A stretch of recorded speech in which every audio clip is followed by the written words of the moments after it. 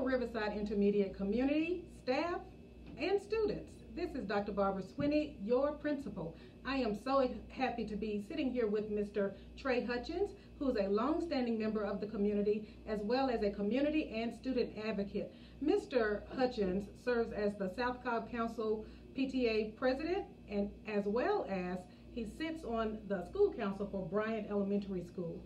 I asked Mr. Hutchins to join me here today to help us decide or distinguish between school council and PTA. Since he's had so much experience with both, I thought he would be a great person to do that for us. So I'm going to kind of turn it over to Mr. Hutchins. I'm going to ask him a couple of questions, a few questions, so that he can help us understand just really what school council is. So, Mr. Hutchins, thank you so much for joining us today. Thank you. I appreciate the invitation. Can you just take a moment for us and help us distinguish or tell us the difference between PTA and school council? Okay. Well, PTA is the Parent-Teacher Association, or the Parents-Teacher-Student Association. We are a nationwide nonprofit organization that supports schools all across the United States.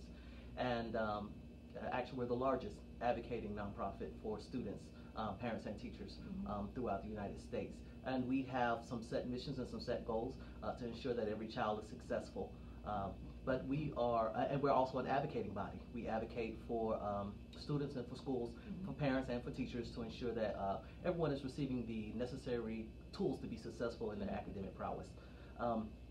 As it relates to school council, PTA has a part of our mission statement. We are to support school councils because we have two different objectives and two different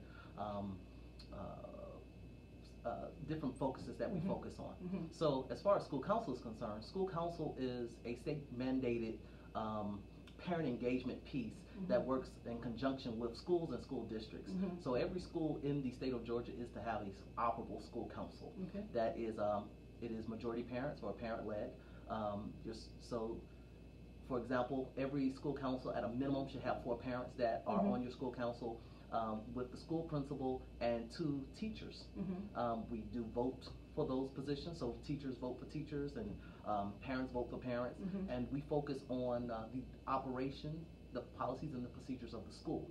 So while PTA is focusing on the child and the student and the parents and the teachers, school council will be focusing more so on the day-to-day operations, reports that deal with discipline, or how we're going to spend the money for the school, or how we're going to support the schools with Title I funds, or whatever special initiatives that the school is going to have. PTA is going to fundraise and advocate and pull in other resources to support the school and be more hands-on. Okay, very good. So outside of the mandate, we know we have to have it. Right. Outside of the mandate, why is it important to be involved or engaged in your school council? I believe, as the conversation is always around family engagement and parent engagement, I believe that school council is probably the most important parent engagement piece when we're talking about advocating for our children, when we're talking about ensuring that the school is operable and meeting the needs of the community, simply because this is where the rubber meets the road. We're talking about budget, we're talking about monetary expenses, and we're talking about the trajectory of the school and how we're going to put different things in place to move the school to the next level. PTA, although may have the same focuses, but they're also the engine that helps facilitate those changes. So you would get your PTA on board with a mission and vision that school council aligned for the school, with the help of the parents and the teachers and the school leader, of course. Okay, very good. We've done a lot of talk around here lately with our staff and our students, actually, about trust. Yes. And making sure that we're bridging the gap between teacher to teacher, teacher to student, admin to teacher. How do you think school council could foster trust between the community and the school?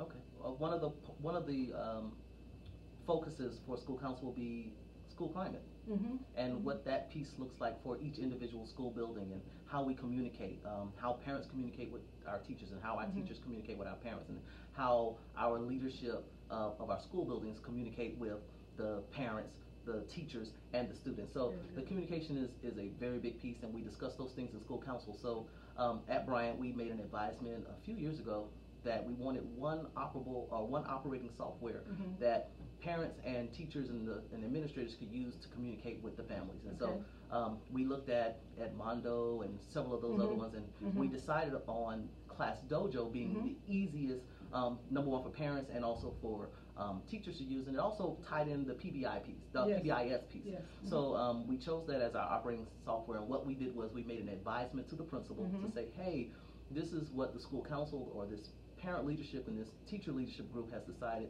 would be the best system to streamline our communications. And we made that advisement. The principal agreed with the advisement, and we initiated into the school and made sure that teachers had training on how to operate it with fidelity, and also made it a point of interest when we had parents in the building at like sneak a peek and conference week, that we had parents come in and we trained them also to make sure that that line of communication was open. And as a result, I believe it has improved the communication, not just with general ed, but all the community of school as a whole.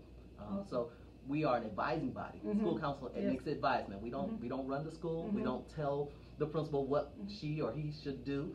We make advisement based on different situations that have come to the school. Well, thank you very much. Communication is a huge element, even in establishing trust.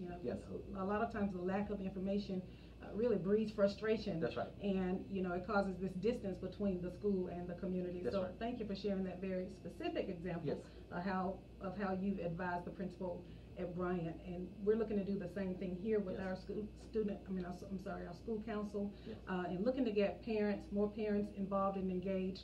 I do appreciate you coming out to our school council meetings and kind of acting as a friend and mentor to our council, so we really appreciate that. If somebody wants to get involved in school council, who would you advise them to contact at the school? Well, school council is it is a parent-led situation, so you do have a chairman who is a parent and a vice chair who is a parent. There should be a school-wide presence as far as on the website, who to contact in regards to school council. School council is open to every single parent, not just parents, but to anyone who's in the community. It's open to the neighbor up the street who doesn't have any children in school. They're welcome to come to a school council meeting, because everything that happens in that school affects the community around them. So if you're a tax-paying resident, you should be in a school council meeting, and that information should be posted in the various ways that the school uses to communicate meeting times, what the agenda is going to be via the website or the kiosk out front. But we always say a rule of thumb is you always can go to your principal leader. The principal leader is the front person that is the spokesperson for the school. So and then she or he directs wherever they direct the people to where they need to go. So there's many different avenues on how to get connected, but the important piece is to remember that school council is for everyone, for every stakeholder, churches, business owners, everyone who is associated with that community in that community school. Well, thank you very much. Again, thank you so much for being a friend of Riverside. We enjoy having you in our meetings. You've really acted as a support for us, and we really appreciate that. Parents and community members and teachers, if you would like to get involved in school council, please know that you are invited to all of our meetings. Our next meeting is Wednesday at 5:30. Please be sure to come out and join us and see how you can get involved in supporting your school. Not only just supporting your school, but getting engaged in establishing a vision for the school. Really be a part of what's happening here. So thank you so much. Thank you so much, Mr. Hutchins. Thank you. And we will see you on Wednesday.